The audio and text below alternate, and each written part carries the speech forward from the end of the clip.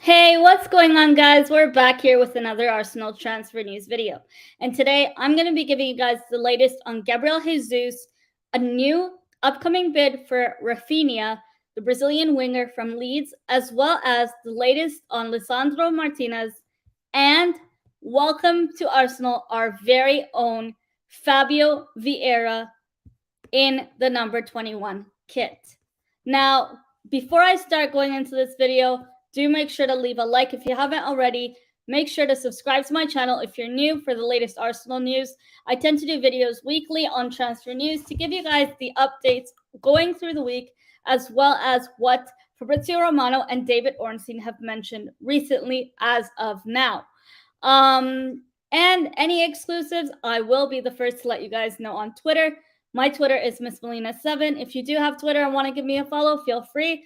Also, those of you who speak Tamil or are South Indian and can understand Tamil, I did recently do a season review on the Vada London Tamil podcast, which is on YouTube, and it's the first Arsenal Tamil Gooners a YouTube channel. So do make sure to check them out as well. They're a great channel and very objective in their views as well.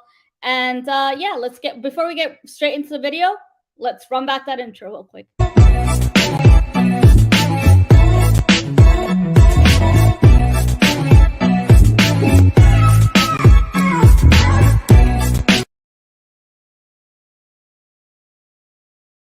First and foremost, welcome to Arsenal, our very own Fabio Vieira. Great announcement to see from the club. Nice to see, the players that he quoted in.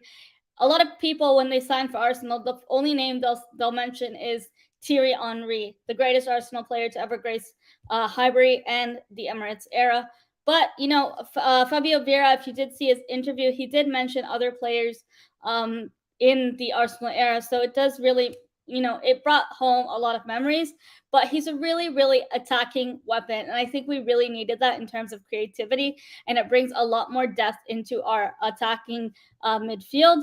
For me, it makes sense why Arteta wanted him and why he can be part of our project and our vision this season going forward into the Premier League. He's one of those players who has a key attentive to detail on the pitch. He can spot a pass from miles away, and you can think that I didn't even see that coming from through the stands, how far you were in the stands, and how did he manage to get that pass? He's very, very incisive in the final third, and he's got the goals in him. The other thing I want to mention, he's very, very good on set pieces, something that, this season Arsenal have improved on significantly due to our set piece coach. But he will be a key player to improve our attack even further. And not only are we trying to improve our attack, but we're getting a lot more versatile in that number 8 and number 10 role. The only criticism I have with Arsenal this season is a couple of things. He's very thin. And, some of you guys might be skeptical whether, is he going to adjust to the Premier League? How long is he going to take to adapt to the Premier League? Not everyone is going to adjust to the Premier League right away like Aubameyang did when he came to Arsenal. But some key things to know about Vieira is he has very good awareness to his game. He's an incisive passer, progressive dribbler, penetrative movement in key areas at the right time, which we need in the attacking area, especially on the pitch. And he's quality on set pieces. One thing I want to say is I just hope that we play him in his respective position. So play him on the right-hand side and move Odegaard to the left to allow Fabio to have no limits in terms of creativity boundaries. If we limit players and play them out of their respective positions, we're not going to get the best out of them. And adding Tielemans to this mixture, I know Tielemans is later down the line because we are focused on other targets at the moment, like the likes of Luso Martinez from Ajax. But I know he looks very thin and frail, but some of the other players that we signed, like the likes of Martinelli's physical development, took some time to adjust and adapt to the Premier League. And hopefully he does do a lot more training in the gym and improves his fitness. But I want to wish him all the very best at Arsenal. He is wearing the number 21 kits, and I'm excited to see how he does in the Premier League, how he meshes with other players in the squad as a team, as a collective unit. And I'm looking forward to see him play and how good he can be to our creative depth in that midfield.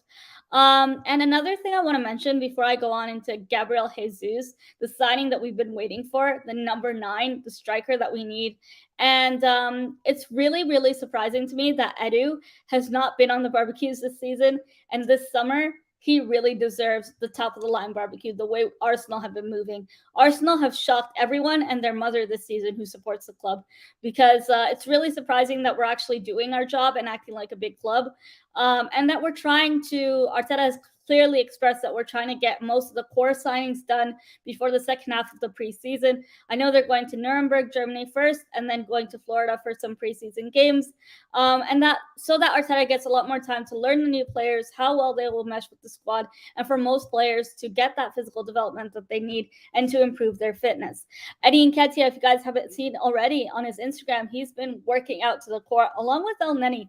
And I know a lot of you guys weren't happy with El Neni extending his contract. However, El Neni is the type of squad player that we could use in Carabao Cup games and possibly FA Cup games whenever we need him. He's a great squad player and could do a job. It's just for squad death.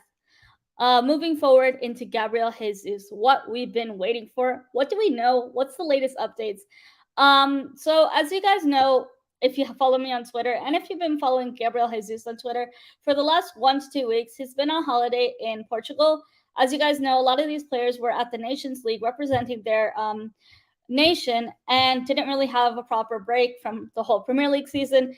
And this season with the Qatar World Cup coming up, Gabriel Jesus recently gave his wife recently gave birth to a baby girl, their first daughter named Helena, and he wants to spend as much time as he can with his family before the season begins. And it's going to be a really, really long fatigue season, especially with the Qatar World Cup coming up. They are not going to have much time of a break. And at the end of the day, although they are footballers, they do have family and commitments, and a lot of people would like to spend their break with their family. But today, the latest update today was Fabrizio Romano and David Ornstein both came out and reported that Arsenal and Man City have reached a full, complete verbal agreement for Gabriel Jesus. The fee agreed upon is a guaranteed of £45 million, which is a great deal for this player, the quality that he brings and the goals that he brings. Arsenal are now ironing out the contract in terms of the final stages of the agreement, the pending medical that he still has to do, along with the media work with Arsenal prior to an announcement. So we are looking at about a 7 to 10 days time before all of that is done. Man City are also keep in mind that Man City are pending to sell Haaland shirt sales. Haaland does not have a number. He is obviously going to get the number 9. Man City have played without a number 9 striker for a very long time, and welcome to the Premier League, Erling Haaland. I wish him all the best, and I hope he does well. But Man City have not given Haaland his number yet until Gabriel Jesus is officially sold off the market from Man City to Arsenal for £45 million. And they are also signing, Manchester City are also after Cucurella from Brighton, along with Calvin Phillips from Leeds. So what kind of business Man City are doing? Now, the other Manchester down the road, they seem to be interested in everyone and their cat, their dog, their grandma, and have yet to sign a Marquez signing or a signing in general. Interesting. But I'll leave that one alone. Sorry, Man United fans. I know you're in a lot of despair, but so have we been in the past several transfer windows, especially the January one that costed us a lot. Anyway, back to Gabriel Jesus. Gabriel Jesus agreed to Arsenal even though there was interest among Chelsea and among Tottenham, specifically because of his previous relationship working under Mikel Arteta when Arteta was at Manchester City, and he was really interested to reuniting with Arteta and building that relationship back that he had with Arteta, who is now the Arsenal manager. And the player looks forward to being the key player, part of our plans in this new Project Youth with Arsenal, what they're trying to build, mostly relying on young youth. Keep in mind, we did have one of the youngest squads in the Premier League this season, so it's nice to see that we're trying to get more experienced players in the Premier League, as well as we're trying to attack and target key areas that we suffered from last season. We're trying to get backups for players. We're trying to get starters because we didn't have a striker. We relied on Eddie Nketiah when Lacazette was not offering anything. And it's nice to see that we're wrapping up and trying to finalize deals before the preseason begins. Now, moving on into Luso Martinez from Ajax. As you know, Manchester United are also interested in Luso Martinez and are keeping a key eye on him. However, Manchester United did not submit any formal bid.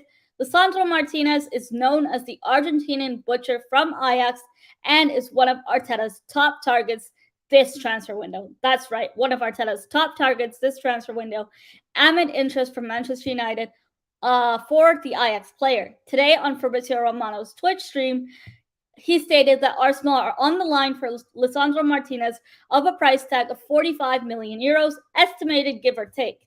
Now, it's going to be interesting to see whether Arsenal already prepare an initial bid to send to Lisandro Martinez.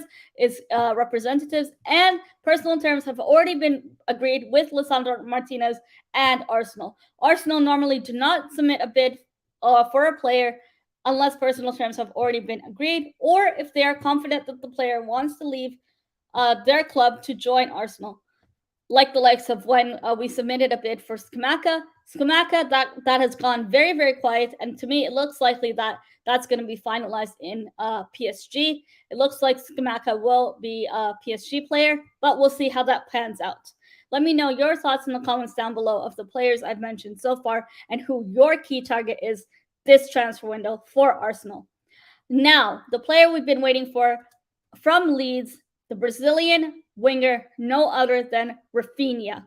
Rafinha. As of today, Arsenal are top targets to sign Rafinha as the player wants more minutes prior to going to the Qatar World Cup, which Arsenal can truly offer him. Barcelona, at this moment, do not have the funds to sign Rafinha and are going further down the race, and Rafinha wants his new club sorted quicker than possible. Now, as of now, Arsenal are in the driving seat for Rafinha and will prepare to submit a second bid for Leeds of 55 million plus add-ons. I don't know the exact amount of the add-ons in the upcoming days, so stay tuned for more details on that. Next week, according to Fabrizio Romano, is very crucial for Arsenal, but also keep in mind, Chelsea are sniffing around in the corner. However, Chelsea's first priority is Raheem Sterling from Manchester City to target right now, as well as their center-back issues. Arsenal are in advanced talks with Rafinha's representatives, but there is no full agreement as of now, according to Fabrizio Romano, and both parties are getting closer and closer as we speak. Gunners are on pole, according to Matt Morazzo's reports today as well, who is a tier 1 source that also Fabrizio Romano follows. So it will be interesting, definitely, to see how that pans out. Rafinha would be a quality signing for Arsenal Football Club, and he has Premier League experience. That's a player I really enjoy watching because he's so explosive and unpredictable on what he can do. And that's a quality signing for Arsenal Football Club. But like I said earlier in this video, it's a shock to me and very, very glad and happy to be a Gooner. Not only because Arsenal are serious this transfer window, but because I'm actually excited to see these new signings. I'm excited to see how well they will do, and I am excited and looking forward to the preseason games. Now, before I wrap up this video, let me know your thoughts in the comments down below on who you think your favorite player is going to be this season, your top targets, as well as do not forget, Arsenal are working in the sidelines and in the background for new contract extensions for Gabriel Magalhaes, Bukayo Saka, Martinelli, and William Saliba. I know reports came out today from Marseille saying that Marseille were interested and are very keen on signing William Saliba. William Saliba himself last month expressed on live interview that he did not want to go to Marseille, and he expressed clearly that he wanted to stay at Arsenal and work for his position and prove himself at Arsenal Football Club. Although Gabriel Jesus is near the final stages of the agreement to Arsenal are already working on other targets and upcoming signings, so the window is not over yet. And according to Fabrizio Romano, Arsenal are working on many things behind the scenes. And if that's not something to be excited for, then I have no clue. But that's all for me today. And I'm signing off. Like the video, comment your thoughts down below, and let me know your top target for Arsenal Football Club this transfer window. I'll be back with another video next week. Do like, comment, subscribe, and let me know your thoughts in the comments down below. My social media is Miss Melina7 on Twitter and Miss Melina on Instagram with 3 S's. Thanks so much for your support, everyone, on Twitter as well as on YouTube. I really appreciate it, and have a great rest of your weekend. Adios.